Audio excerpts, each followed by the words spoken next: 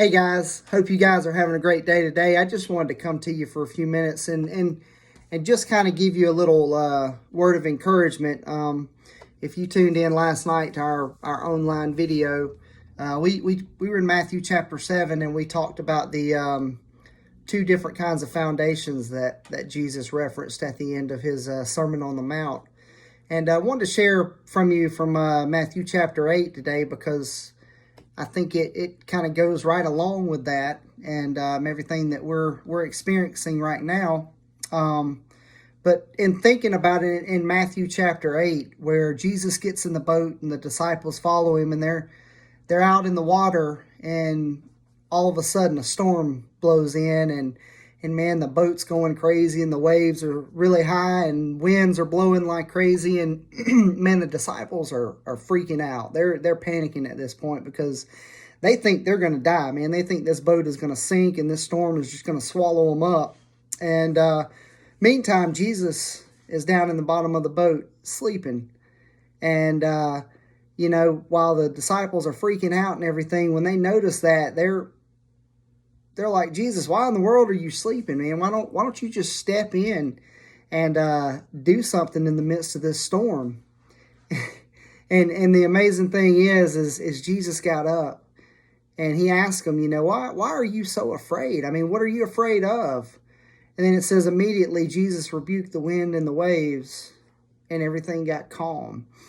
And what's so amazing is right after that, the disciples were asking themselves, what kind of man is this, that even the winds and the waves would obey him?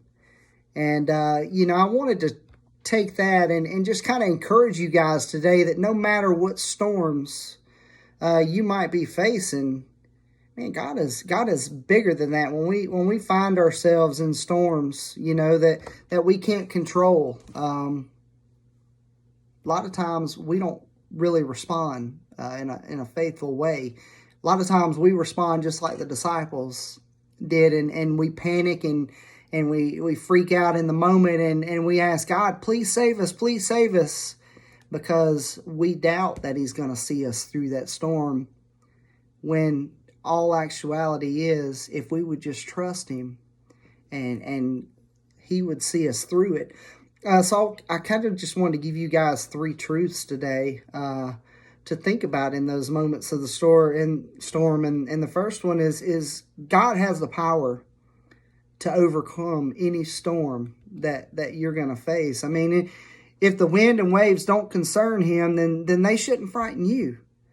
You might not be able to change your situation, but you can at least choose to faithfully trust God in the middle of it. And then the second is fixing your eyes on Jesus, understanding that leads to peace, because I mean, so often we look at the size of the storm instead of turning to the one that can actually calm it. And it's only by focusing on God, who knows every outcome, that we're able to navigate those situations with his wisdom and peace. And then thirdly, remembering that Jesus is always in your boat.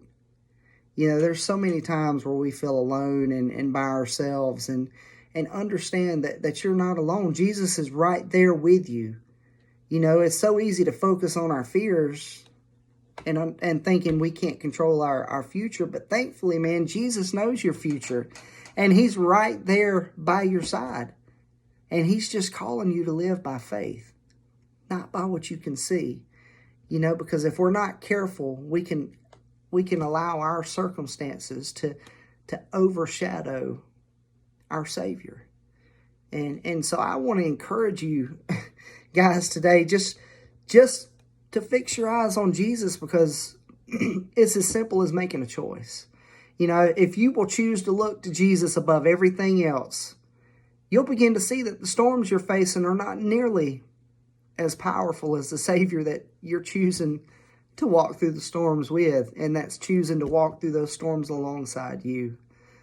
So guys, I hope that you will remember those promises anytime storms come your way, and that you will remember that anytime Satan comes on the attack. Remember, man, your God is greater than any circumstance that you'll ever face. And if you'll just fix your eyes on him and remember he's right by your side, he'll see you through it. I pray you guys have an awesome day and an awesome rest of your week, and I will talk to you soon.